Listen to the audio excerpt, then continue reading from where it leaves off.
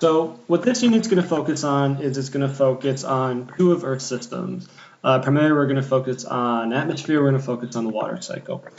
These systems are collaborative. They work together, and that will be the background knowledge will be required for our initial launch phenomena, which is the rain shadow effect, which is the concept of why does one side of a mountain have lots of trees and green grassland, and the other side have desert.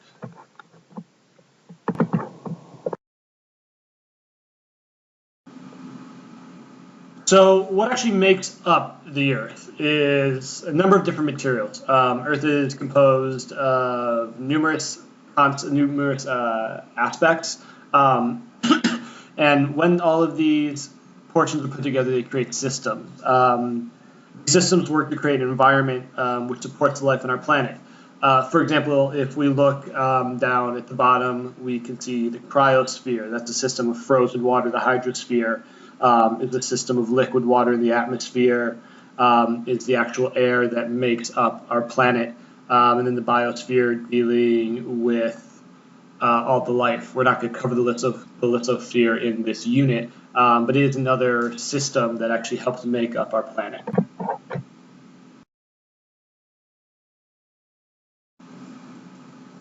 This slide is focused specifically on Earth's air. So one of the things with air is we know it's around us constantly. We can feel it, think the wind blowing, you can feel it on your skin, or if you ever just look up, you can see the trees going back and forth sometimes when we're trying to figure out wind direction, or we throw some grass up in the air. But you can't actually see the air itself. But as I said earlier, the air is all around us, and the outermost layer of our system is made up of an invisible layer of gases, and these gases are what surround our planet. These gases are made up of tons and tons of different material. Primarily nitrogen. Nitrogen actually makes up about 78% of the air in the atmosphere that we have. Oxygen is 21%. And then we have tons and tons of trace elements that, even though there are lots and lots of them, they are such a small amount. Altogether, they make up less than 1%. And that's part of what we're looking at in this diagram down to the right. So when we're looking at this slide, what we're thinking about is, once again, the role of gravity and how it interacts with our planet. Now, we've talked about gravity over the entire course of the year. We know that gravity is the force that pulls objects down. You know, why we're able to walk around. It's why even if you jump, you are going to fall back down. So what Earth's gravity does is it pulls all of these molecules of gas into a layer around the Earth, and it basically layers them at different points. And this mixture of gases is what is known as our atmosphere. The atmosphere is denser, closer to the Earth's surface, and it becomes thinner the farther and farther up one gets. A really good example about this would be people who go hiking, or if you ever climb a mountain. If you think about Denver, for example, it's called Mile High Stadium, where the Broncos play.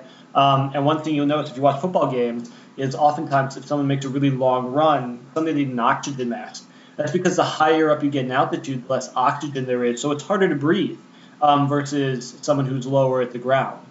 The Earth's atmosphere is also what helps keep our planet warm, and it does this by trapping thermal energy from the sun. So what happens is energy from the sun, it comes out, it gets to us in about 8 seconds. We remember from our previous units we're 93 million miles or 1 astronomical unit away from the sun. And so the sun's energy gets here in roughly 8 seconds, and then what it does is it comes through the layers of atmosphere and it hits the planet. And what it does is it hits the planet, it bounces back out. Now as it bounces back out, it bounces with less energy than what it came in with. And this energy bounces, and as it starts to bounce off the planet, some of it does escape back into space, but some of it's actually trapped. It's trapped by dust particles, it's trapped by clouds, it's trapped by layers of the atmosphere. It's just no longer strong enough to escape from. And this energy then gets bounced back to our surface, and it's constant bouncing of light energy and heat that actually allows for us to have the warm environment that we have, which allows for life. Without this atmosphere, we would not have life on our planet. We wouldn't have the ability to trap energy or to trap sunlight. When we look at this slide, what we're able to see is we're able to see the different layers of the atmosphere. Specifically, we're seeing basically where things happen. So if we look right at the beginning of the troposphere, that's the first layer. What we're seeing here is this is kind of where people who are climbing mountains are starting to experience. You can see the weather balloon that's being popped up. We can see that planes are flying right about the troposphere, beginning of the stratosphere.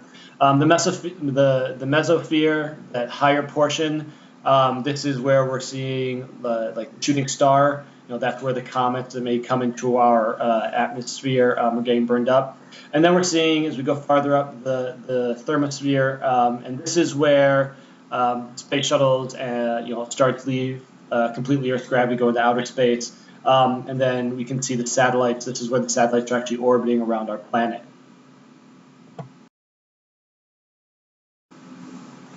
So when we look at this slide, what we're seeing here is the mixture of gases that make up our atmosphere. As I mentioned on an earlier slide, our atmosphere is made up of a number of different gases. So primarily, our atmosphere is made up of nitrogen and oxygen. Nitrogen is about 78% and oxygen is 21%. And then we have lots of small trace elements. So when we look at this bottom right portion, you can see examples of trace elements. So argon, carbon dioxide, water vapor, and then lots of trace elements. So neon, helium, methane, krypton, xenon, hydrogen, and ozone. And it's these trace elements all together, combined with both the oxygen and nitrogen, that make up the gases that we actually find in Earth's atmosphere.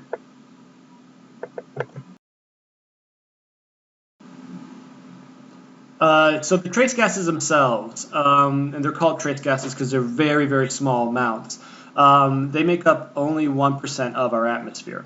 They're very, very important, though. Without these trace gases, life on the planet would not be able to occur. And these trace gases are important because they regulate our temperature. They help regulate our temperature, as mentioned earlier, by helping to trap the thermal energy that comes from the sun and keeping some of that energy on our planet, while also allowing some of it to actually escape. Remember, so if all the energy escapes from the sun as it bounces and reflects back out, then it's going to be too cold. But if we trap all of the energy in itself, it's going to be too hot. And our atmosphere is also made up of trace amounts of solids and dusts. Actually, sometimes you can see that in the morning, especially if the wind is blowing. Sometimes the way the light passes through, you can actually see dust particles in the air itself.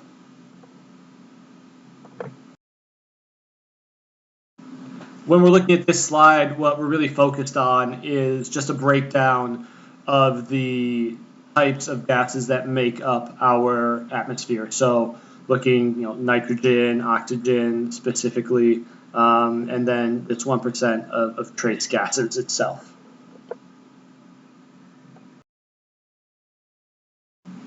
So the troposphere.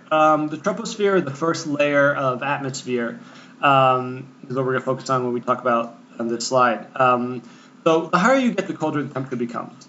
For anyone who's ever visited mountainous regions, it's pretty self-explanatory. If you ever get a chance, go to Colorado, start at the base, climb higher up, and the higher up you get, the cooler it becomes. At the bottom layer of our atmosphere, or as we're going to refer to it for right now, the troposphere, our temperature decreases.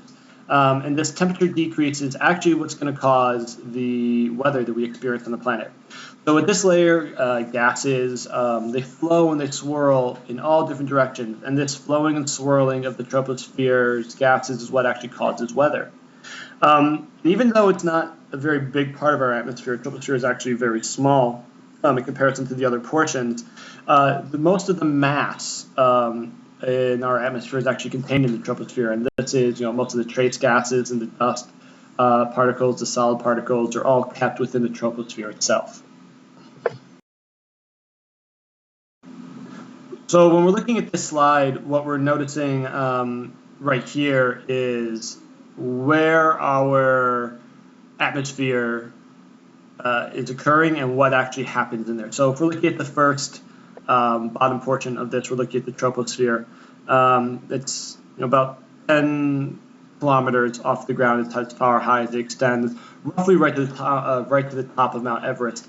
This is where you're going to start to see clouds and weather. So We can see one of the clouds right to the left. We can see another clouds are coming out over the ocean. We're seeing commercial jets are flying right below the start of the stratosphere. Look all the way to the right, spy planes. So if you think about like spy movies, those are flying really, really, really high up. You can also see weather balloons as well. And then you can see the stratosphere is the next portion, just above the troposphere itself. And you can also see at the very top of the ozone layer, and this is what we're going to focus on later, with this ozone layer being what helps prevent harmful radiation rays from the sun from actually coming and penetrating and really harming life on Earth. So when we're going to talk about the stratosphere is the next highest level. It's just above the troposphere. Unlike the troposphere, though, gases in the stratosphere, they don't swirl. They actually stay flat and stable. And within the stratosphere is a layer of ozone called the ozone layer. And this ozone layer is what helps protect Earth from the harmful rays of the sun. And how this happens is it almost serves like sunblock for the planet. It absorbs the solar radiation and it prevents temperature increases. Without this ozone layer, we would constantly be bombarded by harmful solar radiation. Part of that could cause cancer, skin cancer being a possible cause of that. And one thing you'll also notice, and people have talked about, is they talk about ozone depletion with global warming per se. They talk about the ozone layer disappearing. As the ozone layer starts to disappear, our ability to regulate gases, or sorry, not gases, but the ability to regulate temperature starts to decrease. And as ozone disappears, temperature increases were likely to occur. This became a really big deal when they started talking about certain types of aerosol sprays that actually had chemicals in them that caused ozone depletion. And eventually, laws were passed that prevented certain chemicals from being sold commercially in an attempt to actually break the amount of ozone depletion that was occurring. The ozone layer, though, does heal itself. For a long time, portions of the ozone layer have been found to have either been thinned or disappeared over some of the poles. But as a result of certain chemicals not being used as much, the layers actually do kind of heal itself over time.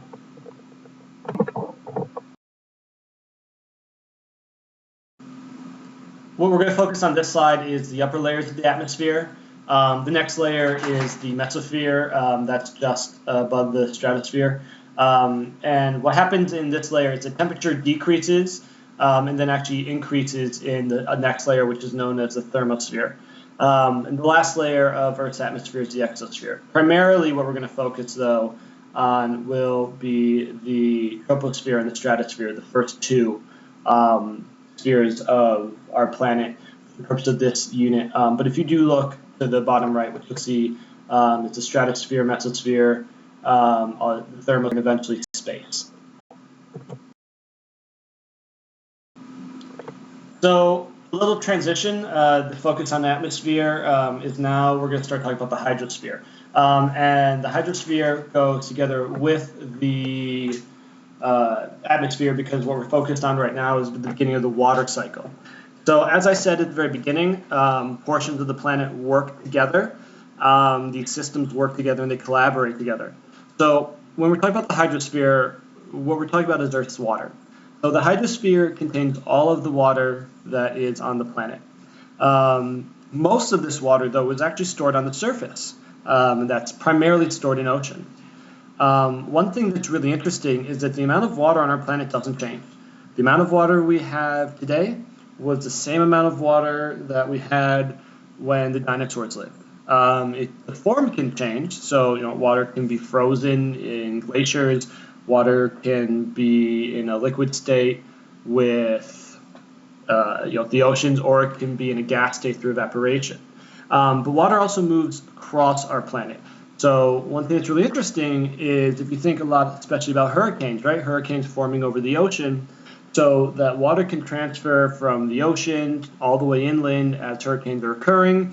Water that's traveled inland can then become condensation. It can evaporate, go back up in clouds, and these clouds can travel across the planet, and the water can end up raining halfway around the world.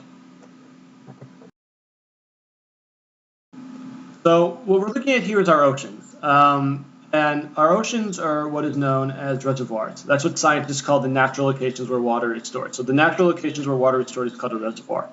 Our largest reservoirs are our oceans. Although we have 4 oceans, they're all connected. So in essence, what the Earth really has is that's one giant ocean. And water flows freely throughout the Earth's ocean. There's nothing that prevents water from going from the Atlantic to the Pacific or from the Indian to the Pacific. It free flows. And 97% of our water is held within the ocean. Keep in mind, though, that the oceans are made with salt water, something we can't drink. So 97% of the water on Earth isn't even something that humans or any animal in itself could actually drink. So why are the oceans salty? Well, it really has to do with the way in which minerals dissolve. Water is really, really good at dissolving things, and things dissolve very easily in water. Minerals dissolve especially easy in water, and it's a mixture of minerals that makes the ocean salty. One thing that's really important to know about salt water is the fact that we can't live on it. In fact, most animals can't live on salt water. They actually require fresh water to live. So one way that scientists are actually trying to address this issue, specifically in, say, like California, right, where they're having these water droughts, you're not getting enough water, is they're doing what's called desalination process. And what this actually does is this takes the salt out of ocean water. So what you actually do is you run ocean water through a process that takes all the salt down. By the time you're done, you're left with this fresh drinking water that you can use to both give to humans and animals, but also the plants and crops as well. Lakes and rivers. Less than 1% of the water that we have on Earth's surface is easily accessible to us.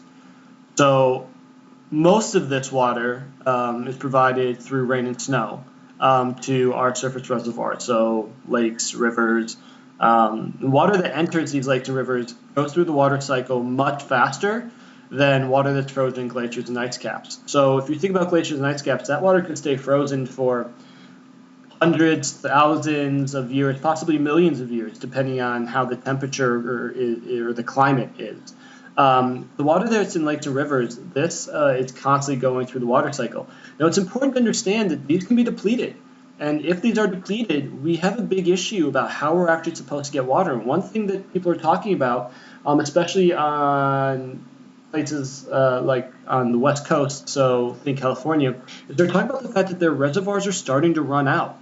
All the farming, all these large metropolitan areas are using so much water that they're actually starting to dry up. And if these areas dry up, it takes a long time to replenish, especially if you're going through a drought, which California's been going through for about 5 years. So one thing that people have actually started to do and they've started to talk about is actually putting water limits. Now, we don't think much about it nowadays. You open your faucet, your water runs. How many times do you actually start running the faucet? Stuff runs over. It doesn't seem like a big deal. In California, though, it's starting to become a really big deal because what they're doing is they're looking at how much water you used a year ago. And they said that for the next year, you're only allowed to use a quarter of that. And if you go over that amount, they're going to fine you hundreds or thousands of dollars. People are starting to really address what life could possibly be like without access to water as easily as they currently have it. While water is primarily held on the surface, groundwater does exist as well. So if we look at the fresh water that we have, ice, lakes, and rivers hold about 80% of our fresh water. But the remaining 20% of fresh water is beneath the ground. And how it gets there is that water goes through cracks in the surface and it collects in open spaces known as pores. And one thing that scientists or the engineers can do is that eventually they can actually drill down into the ground and get the water out. Now, this is expensive.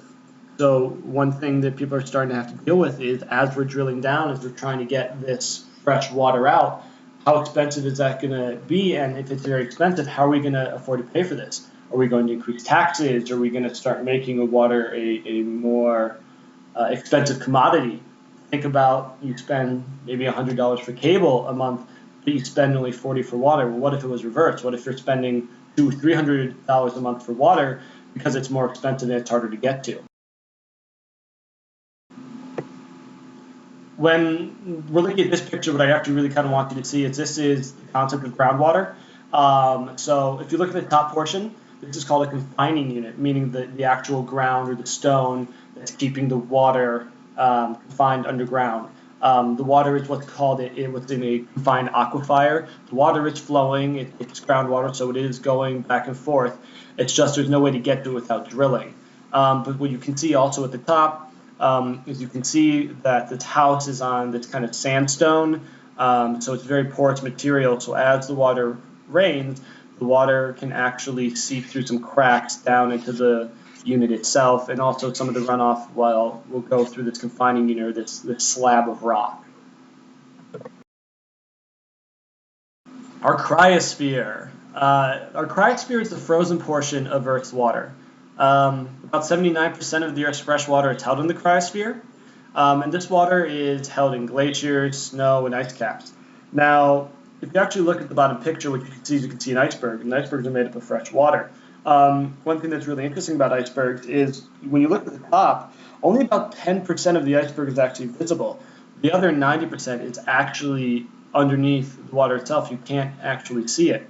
Now, one of the concerns that scientists have raised about global warming is as these icebergs and snow caps are starting to melt, they're starting to do two things. One is they're dramatically increasing the amount of water that is currently in our ocean. This is causing rising sea levels, and this is a big deal, especially to places along the coast. Think Florida, for example. If sea level rise continues, places in Florida are just at or just actually slightly below sea level. So if you have a increase of 3 or 4 feet, all of a sudden what you're going to find is that people who live on the coast, their houses are going to be gone, and you're going to have major flooding.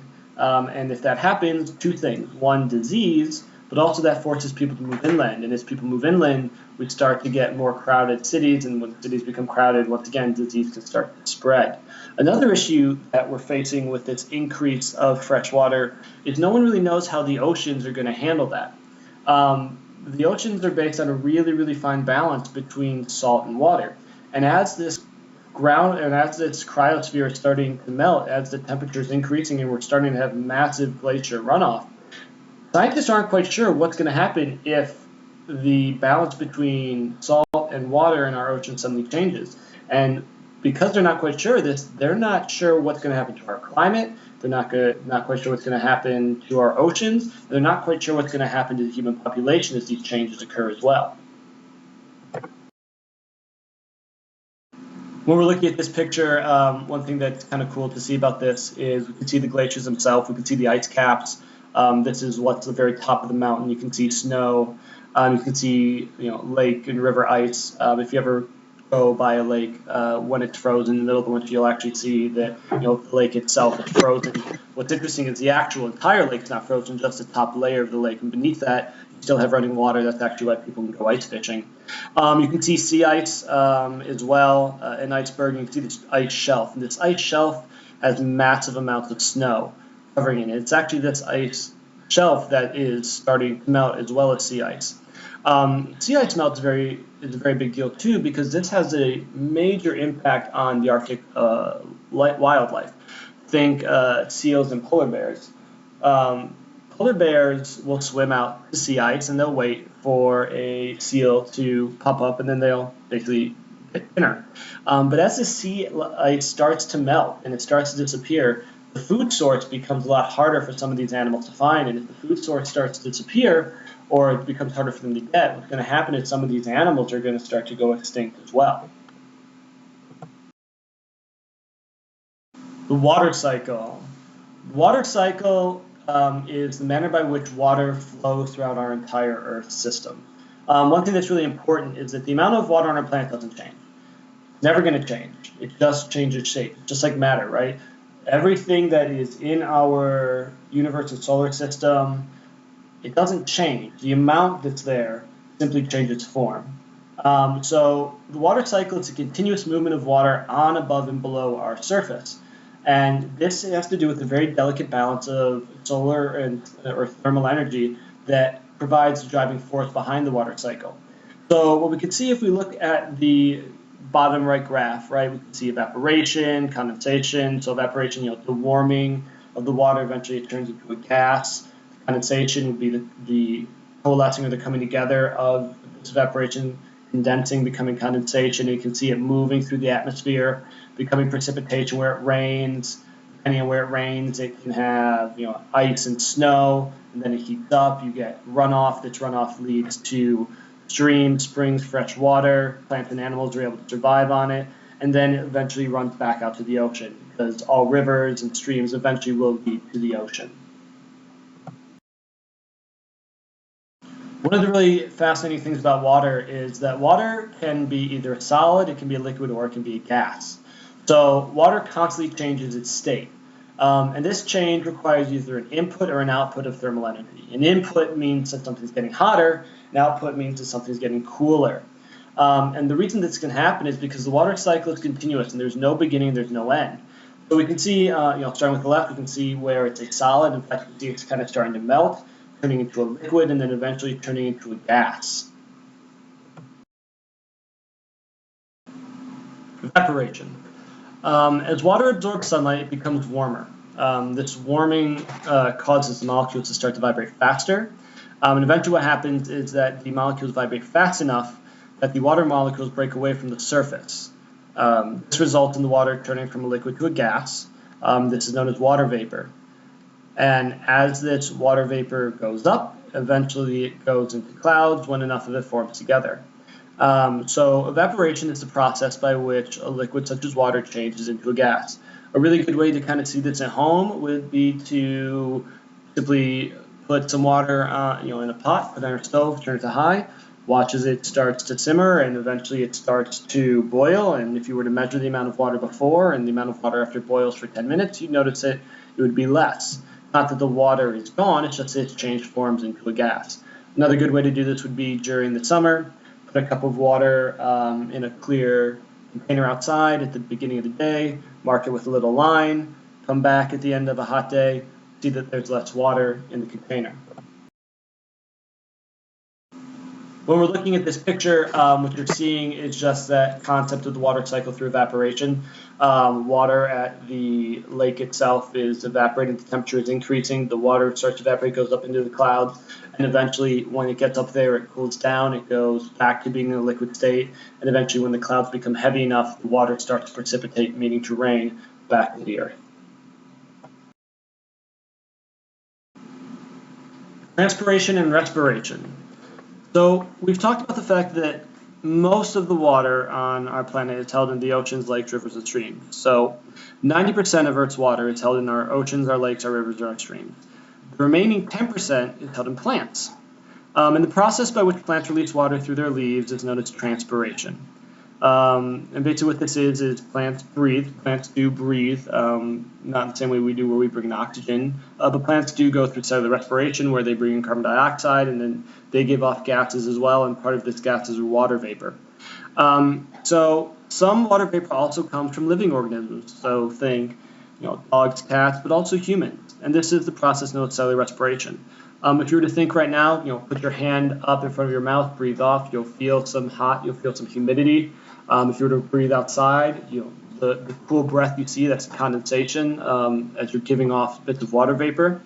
And this happens when, as we breathe out, carbon dioxide is given off, but also little bits of water particles as well. What we're seeing in this picture right here is the way in which water is actually given off from a plant. So we see the top right, the water vapor escapes through open stoma. These are on the undersides of leaves. You'll learn more about that in 7th grade. And water moves up the stem through the xylem vessels, which conduct water and minerals to the leaves. So you can see where the roots are underground. Roots absorb water from the soil. Portions of a plant known as guard cells, they open up, they allow pores to come in, and the water vapor actually can escape through these pores. And then the very beginning of it, the water is taken up through the roots of the plant itself. Condensation. So if we remember what we talked about at the beginning with atmosphere, right? The temperature of the troposphere decreases with increasing altitude. So once again, the higher you get, the cooler it becomes. So as water rises through the troposphere, it gets cooler. So when it starts to evaporate, the water is really hot. It needs to be hot for the molecules to vibrate fast enough for it to get the energy necessary to actually escape. But as it starts to rise higher and higher and higher, it starts to cool down. Eventually, it loses so much thermal energy or heat that it turns back to liquid state, meaning it goes from a gas to be back to a liquid. The process by which the gas changes to a liquid is known as condensation. And when millions of these water droplets come together, they form clouds. One of the really cool ways to see this would be to simply, look at a soda can or look at like a 2-gallon liter of pop, right? You can see the temperature difference between what's inside and what's outside, and this is resulting in condensation occurring.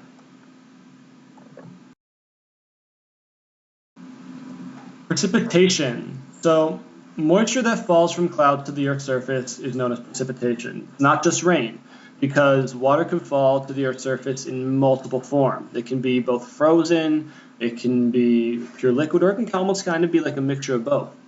And this occurs when water molecules in the air become too heavy for the cloud to hold. So more than 75% of the precipitation falls into our oceans. Now keep in mind that the Earth is primarily primarily covered with oceans. There's a lot of place for the water to fall into water itself. But the water does interact with all of Earth's systems. So if we look at this picture at the bottom, what we're seeing is some of the different ways in which water precipitation can occur, right? On the left, we see the actual water itself. Next to that, you have snow, then sleet, which is almost that mixture of like frozen but not quite, and then hail, which is frozen ice falling down from the sky.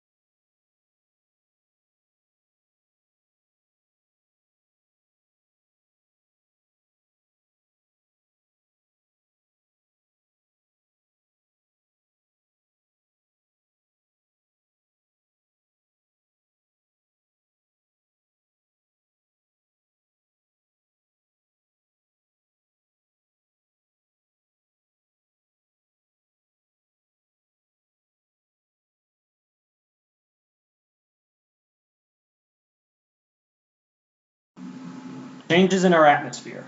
Weather on our planet is constantly changing. One of the best places to see that's actually in the Midwest. Think about the city of Chicago, right? You can walk outside in the morning and it might be warm and pleasant, and by the time you walk out of school at 3 o'clock, it's pouring and the temperatures drop 30 degrees.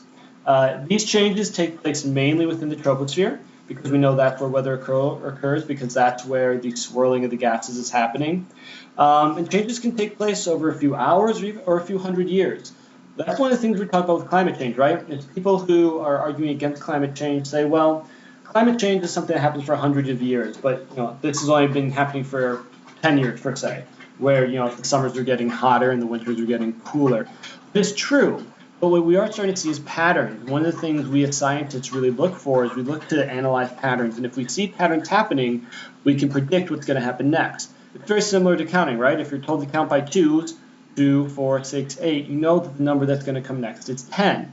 So scientists who study climate change, they do look at weather and they look at these changes in the atmosphere to try and identify patterns of what may potentially occur next.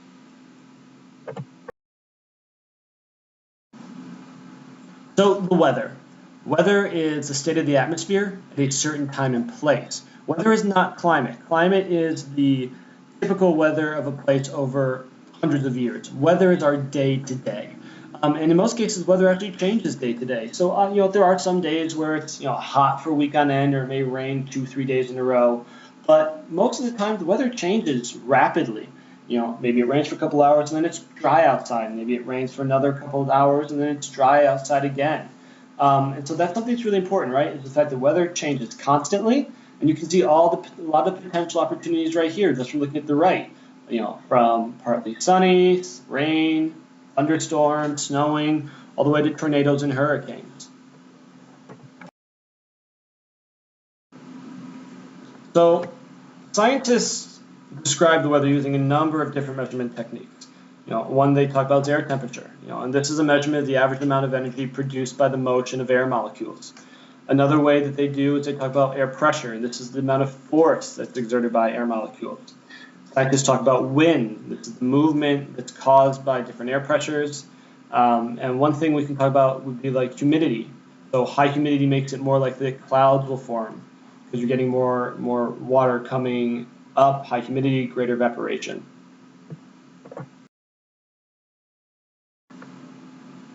So interactions amongst weather. Weather is influenced by conditions in the atmosphere, the geosphere, and the hydrosphere. We've talked about this entire unit, the idea that Earth systems work in conjunction with each other. They're not independent. So, for example, masses take on the characteristics over the area which they are formed. So an air mass that forms over a cool ocean will bring a cool front of air. Think about like that Arctic blast chill, right? That if you think about the winter, you look at the weather report, they say, you have a cool front coming down from the Arctic, down from Canada. Well, that's because the air mass has been formed over the Arctic, where it's very cold. Warm water, on the other hand, provides the thermal energy which produces the energy required for hurricanes. That's why hurricanes are formed in the Atlantic, right? Because you have a lot of cool air down in the Caribbean. Things are a lot warmer there, so that it's easy for these hurricanes, which require warm temperatures, to form and then move inland. That's also why, as they move inland, a couple things happen. One is they run out of source material, they're running out of water, but also the temperature is starting to change the further up they get, and that's why eventually these storms start to dissipate. Climate. So climate has to deal with the patterns of weather. The patterns of weather are known as the Earth's climate. And climate is the average weather pattern for a region over time. So Earth has many different climates based on where a place is located, and if we're looking at this specific picture down below, which I really like because it's actually changing here and there, you can see the general climate of our planet, right? You see the portions along the equator tend to stay primarily hot, and that is represented by red, yellowish, and brown. So portions of Africa, India, southern parts of the United States, higher, Central America, the Caribbean, and higher portions of South America stay pretty hot throughout the year. Versus if you look at the poles, right, we can see, depending on the way the sun is facing, So depending if we're at summer or winter solstice, we can see how the poles themselves are changing, right? So we can see at the North Pole when it's facing away from the sun, we can see that the temperature is resulting in there being more ice, there being colder, that's from the blue portion, and the southern part when it's facing towards the sun has less ice, and then it switches, right? That when the northern portion is facing towards the sun, less ice gets warmer, the southern portion, less ice gets warmer there.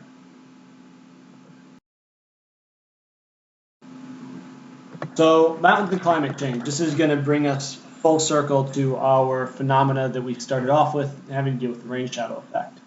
So mountains are huge objects, and these huge objects actually affect the precipitation or the amount of water falling onto the earth that a region receives. And this is known as the rain shadow effect. So think of a mountain that on one side has an ocean and the other side doesn't. So what happens is that water that comes in off the ocean, this warm, wet air, it starts to rise because it can't go through the mountain. These clouds are not going to pass through this solid material that is the rock that the mountain is made of. So rather, think about it this way. It starts to go towards the mountain. These clouds start to run into this rock, and they do is they start to go upward. And as it goes up, we know that it starts to go into the troposphere, and as it goes higher and higher and higher, this water goes from being a gas and it starts to solidify, and eventually it solidifies enough that you have these clouds formed, and these clouds, they go higher and higher and higher, eventually start to get so heavy they start to rain, and they start to rain on one side of the mountain. And as they're raining on one side of the mountain, the clouds are continuing to go up, go up, go up, and eventually they run out of water. Well, now what happens is that the clouds make it to the top of the mountain, and they start to go down the other side. Now this other side that's going down, this side stays dry because there's no more water coming out of the clouds. And this is known as the leeward side of the mountain. And this results in the mountain having one side that has a wet climate and the other has a dry climate. So typically if you were to take an aerial view of a mountain, which is what we actually started the unit off with, what you'll see is one side of the mountain has these trees, all this grass, all this green growth, and the other side tends to be desert-like. And that has to do with the fact that one side gets lots of rain and the other side gets almost none. And this is in effect what is known as the rain shadow effect. One side of the mountain is basically shadowed from getting rain. This picture here is a great example. So we're talking specifically off of the Pacific Ocean. What we can see is these winds are pushing these clouds up and over the mountain, right? So we're seeing evaporation, so water is turning from liquid into a gas, it's rising up into the clouds, it gets to the clouds, what happens is it goes farther and farther up the mountain, it starts to get heavy as it starts to get into the troposphere, eventually it condenses together and it starts to rain, you can see all of the trees on the left side.